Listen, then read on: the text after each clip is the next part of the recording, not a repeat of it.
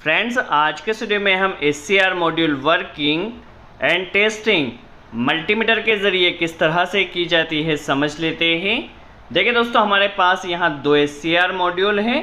तो सबसे पहले SCR मॉड्यूल पे जो ड्राइंग दी जाती है उस ड्राइंग को आप किस तरह से रीड कर सकते हैं, उस ड्राइंग का क्या मतलब होता है। यदि आपको SCR मॉड्यूल की टेस्टिंग करना हो तो मल्टीमीटर के ज़रिए आप परफेक्टली किस तरह से बता सकते हैं SCR मॉड्यूल आपका ओके है या फिर डिफेक्टिव। सबसे पहले यदि बेसिक कॉन्सेप्ट की बात की जाए तो SCR मॉड्यूल को इन्वर्टर सर्किट में लगाया जाता है, जैसे कि VFD या UPS। यदि VFD में हम बात करते हैं तो SCR मॉड्यूल को AC VFD में भी यूज़ किया जाता है, DC VFD में भी यूज़ किया जाता है। यदि हम वर्किंग की बात करते हैं तो बेसिकली SCR मॉड्यूल का जो मेन फंक्शन होता है कन्वर्ट करने का AC to DC plus switching. That means ये AC टू DC कन्वर्ट तो करता ही करता है, साथ ही साथ स्विचिंग का फंक्शन भी परफॉर्म करता है। सबसे पहले जो SCR मॉड्यूल पे ड्राइंग दी जाती है उस ड्राइंग को आप किस तरह से रीड कर सकते हैं समझ लेते हैं। देखिए दोस्तों, इसी ड्राइंग को हमने बड़े रूप में ऑलरेडी यहाँ पर बना कर रखा है ताकि आपका कॉन्सेप्ट क्लियर हो सके। और दोनों ही SCR पर देखिए सेम ड्राइंग है, ताकि जब हम टेस्टिंग करेंगे तो आपका सारा कॉन्सेप्ट यहाँ क्लियर हो सके।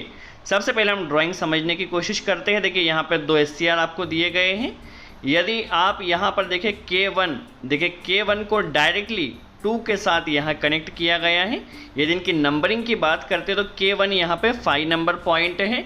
देखिए 5 को डायरेक्टली 2 के साथ शॉर्ट किया गया है। देखिए 5 की कंटिन्यूटी 2 के साथ मिलना चाहिए। यहाँ पर यदि हम K2 जो 7 नंबर पॉइंट है, 7 की कंटिन्यूटी 1 के साथ डायरेक्टली मिलना चाहिए।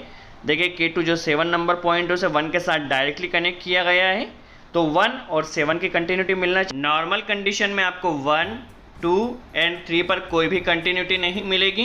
कंटिन्यूटी आपको तभी मिलेगी तब G1 से 4 नंबर पॉइंट से गेट पल्सेस SCR पर आएगी, तभी 1 की सप्लाई 2 पर आएगी। फिर से एक बार तब G1 की पल्सेस SCR पर आएगी तब सप्लाई पास होगी। G2 की गेट पल्स जब SCR पर आएगी तब 1 की सप्लाई 3 पर पास होगी। देखिए आई होप आपका कॉन्सेप्ट क्लियर हुआ। तब हम इसकी टेस्टिंग करेंगे तब आपका सारा कॉन्सेप्ट क्लियर होगा। देखिए इस SCR में आप सबसे पहले देख सकते हैं 4, 5 और 6, 7 यहाँ टर्मिनल दिए गए हैं। यहाँ पर भी 4, 5, 6, 7 टर्मिनल्स दिए गए हैं। 1, 2, 3 इसके पावर टर्मिनल्स हैं। चलिए सबसे पहले टेस्टिंग करने के लिए फर्स्ट मेथड जो 1, 2 और 3 नंबर पॉइंट है, यहाँ पर आपको रेजिस्टेंस मेगा ओहम में आना चाहिए। फिर से एक बार मेगा ओहम में, देखिए 1, 2 और 3 पर मेगा ओम में रेजिस्टेंस आ रहा है, जो कि काफ़ी ज़्यादा, किलो ओम में भी नहीं, मेगा ओम में रेजिस्टेंस आएगा। नॉर्मल कंडीशन में कोई भी सप्लाई पास नहीं होगी। देखिए रेजिस्टेंस यहाँ पर आपको मेगा ओम में ही देखने को मिलेगा, जो कि काफ़ी ज़्यादा होता है। सेकंड SCR को भी हम देख लेते हैं। देखिए 1, 2 पर जो रेजिस्टेंस है वो मेगा ओम में आ रहा है, किलो ओम में ये शो नहीं करेगा, तो रेजिस्टेंस काफ़ी ज़्यादा रहता है। नॉर्मल कंडीशन में कोई भी सप्लाई यहाँ पास नहीं होगी। सेकंड मेथड में आपको करना है, देखिए 4, 5 और 6, 7। देखिए 4 का 5 के साथ रेजिस्टेंस आना चाहिए, जो कि 8 ओहम से लेकर 16 ओहम तक आ सकता है। नॉर्मल कंडीशन में 8 से 16 तक का रेजिस्टेंस सही होता है। 4, 5 और 6, 7 के बीच में, देखिए 6, 7 के बीच में भी रेजिस्टेंस आ रहा है। यहाँ पर जो सेकंड SCR है, यहाँ पर रेजिस्टेंस देखिए आपको शो नहीं कर रहा है। दैट मीन्स का यह गेट ओपन हो चुका है।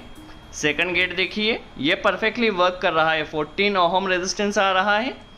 देखिए सेकंड गेट इसका वर्क कर रहा है, फर्स्ट गेट डिफेक्टिव है, जिसके कारण ये SCR हमारा वर्किंग में नहीं है। देखिए यहाँ पर आपको थर्ड मेथड आपको क्या यूज़ करना है, 1 to 7, जैसा कि हमने ड्राइंग में देखा था 1 to 7 के बीच में शॉर्टिंग आना चाहिए और 5 और 2 के बीच में शॉर्टिंग आना चाहिए। तो देखिए 1 और 7 के बीच में शॉर्टिंग आ रही है। देखिए शॉर्टिंग यहाँ पर आपको मिल रही है 1 और 7 के बीच में। और यहाँ पर देखिए 1 और 6 के बीच में देखिए आपको यहाँ पे 16 ओहम रेजिस्टेंस दिखाएगा। सेम इसी के साथ देखिए जो 5 और 2 नंबर पॉइंट है वहाँ पर आपको शॉर्टिंग दिखाएगा। 2 के साथ 5 शॉर्ट रहेगा। देखिए 2 के साथ 5 शॉर्ट है और 2 के साथ 4 पर यदि आप देखिएगा तो यहाँ पर 16 ओहम रेजिस्टेंस दिखाएगा आपको।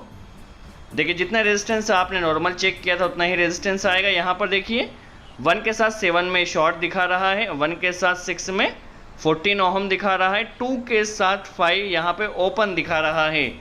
दैट मीन्स यह गेट वर्क में नहीं है। आई होप आपको थर्ड स्टेप यहाँ पर क्लियर हुई हो। जिस तरह से ड्राइंग दी गई, ड्राइंग को समझकर ही हम सारा कॉन्सेप्ट क्लियर कर रहे हैं। देखिए 1 और 2 की सप्लाई कब पास होगी, तब G1 पर गेट पल्स आएगी। देखिए अभी हम क्या करते हैं, मल्टीमीटर के नेगेटिव को 1 पे लगाया है, प्लस पर हमने 2 को लगाया है। देखिए अभी हमारे पास एक 9 वोल्ट की बैटरी है। जैसे ही गेट पल्स 4-5 पर आएगी, देखिए गेट पल्स आते ही यहाँ पर 1 की सप्लाई 2 से पास होने लगेगी। नॉर्मल कंडीशन में ऐसा होना चाहिए। देखिए जैसे ही गेट पल्स दी जाएगी तो यहाँ पर सप्लाई पास होगी। देखिए 1 और 3 के बीच में क्या रहेगा, अभी एक प्रोब को हमने पॉजिटिव प्रोब को 3 पर लगाया है। गेट पल्स जब 6 और 7 पर दी जाएगी तब सप्लाई ने पास होना चाहिए। देखिए अभी यहाँ पर कोई कंटिन्यूटी नहीं मिल रही है। अभी हम मल्टीमीटर की प्रोब को चेंज कर लेते हैं। देखिए नेगेटिव को 3 पर लगाया है, 1 पर पॉजिटिव को लगाया है।